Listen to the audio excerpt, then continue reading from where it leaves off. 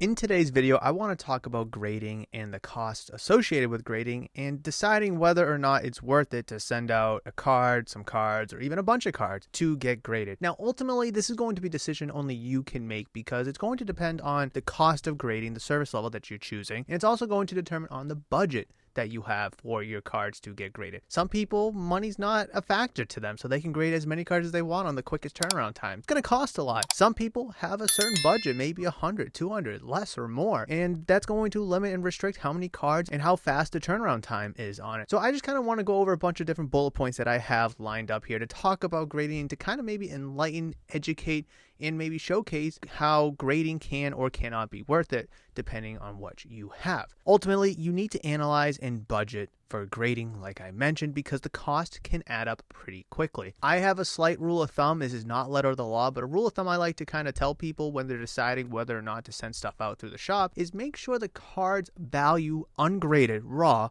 is worth at least the cost of grading, whatever service level you're going to do, whatever the grading cost fee is going to be, whether it's 15, 22, 25, whatever the price is, make sure the card raw is at least worth that if you're potentially looking for an investment or something to flip. Now, if it's for your collection, throw that rule of thumb out the window, because if it's for your collection, you could send in a dollar card, $100 card, and it will not matter since it's going in your collection for you to enjoy. One aspect of grading is it is a form of investment, not just financially, but also timely as well, because it takes time. Now, of course, you could spend hundreds of dollars on grading to get your cards back in maybe a week, 2 weeks or so, but for the majority of people, they want to use the cheaper service level. However, that's also going to correspond with a slower turnaround time. I kind of want to take a look at a few different companies here: PSA, SGC, CGC, and Beckett. Let's just look at PSA real quick first. You can get the cheapest price per card only if you're a Collectors Club member, which is a $200 deal. You have to spend $200 first before you can access these exclusive bulk prices. Now, those cheap bulk prices are only going to have a max insured value that's pretty cheap, $200, $500. The regular value, which is open to the public, does have a little bit of a higher one, but now we're talking about $25 a card instead of prices under $20. So keep in mind, if you're going to send 10 cards out,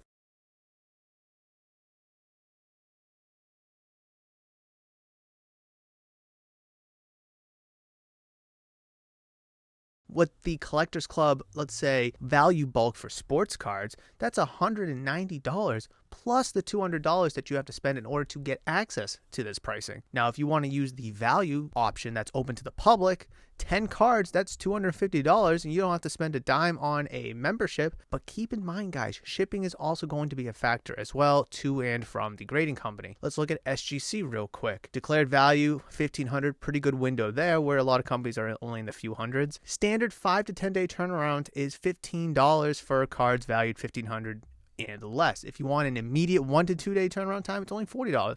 Some really good pricing here from SGC. But again, it adds up pretty quick. And then you got to go into the whole thing, oh, PSA is more valuable than SGC. Who gives a rat's crap about it? Because I'm not talking about resale value. I'm just talking about grading in general. Now, I do want to kind of refer to the shop's grading services through CGC and Beckett, as we work with both companies and we send cards to both companies on the first Monday of the month. CGC cards are $15, Beckett is $22. What that price covers, of course, is grading, but it covers fresh supplies, penny sleeve, card saver, and a little pull tab. Actually, I have it right here.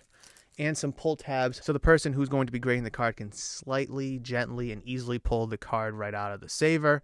And of course, that includes packaging, shipping services. It includes the materials, the box, the filling out the form, and taking care of all the legwork. So pretty good bundle price if you ask me. And again, we send these out on the first Monday of every month, so you do have to wait a little bit if it's in the middle of the month. Now, we do offer personal submissions as well that go out on their own. You just have to pay the full shipping and insurance if it's through Beckett, compared to cheaper discounted if you use the shop service level.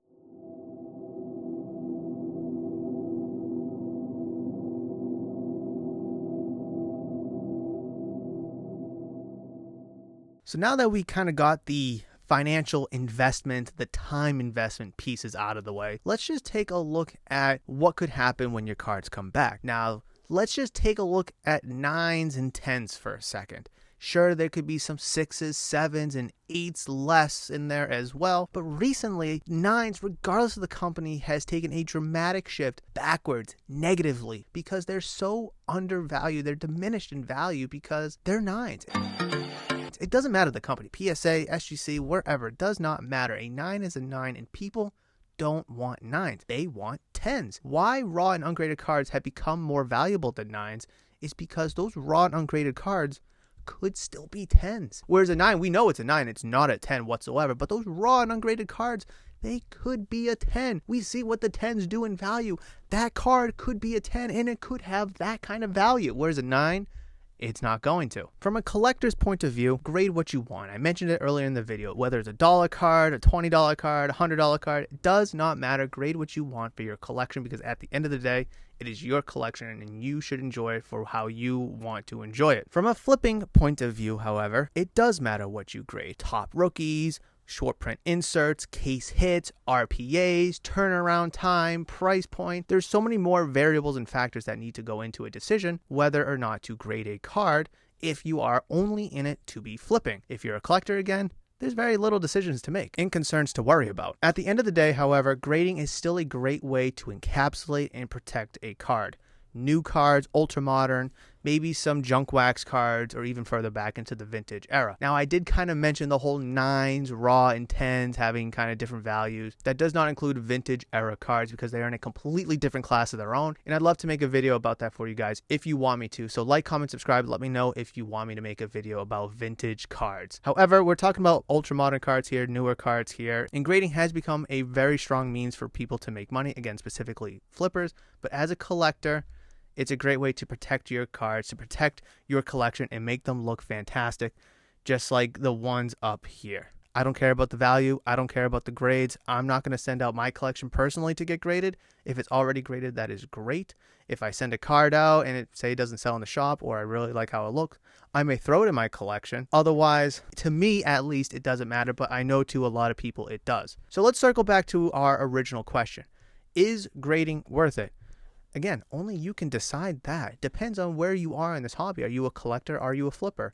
If you're a flipper, you have a lot more decisions to make in regards to sending cards out to get graded. If you're a collector, grade what you like and enjoy the hobby. Hopefully this video was able to serve a very good purpose for you in your hobby endeavors, and I really hope you did enjoy it. Please smash the thumbs up button, comment down below, subscribe to the channel, check out the channel membership program so you can see this video early compared to the public, and you also get exclusive perks, content, and benefits as well by checking out the channel membership program and joining. But that will do it for this video, guys. I really hope you enjoyed it. I've queued up an excellent video right there for you guys. Boom, boom, boom. That I really do believe is going to be excellent for your hobby endeavors. Hopefully, I'll see you in that one.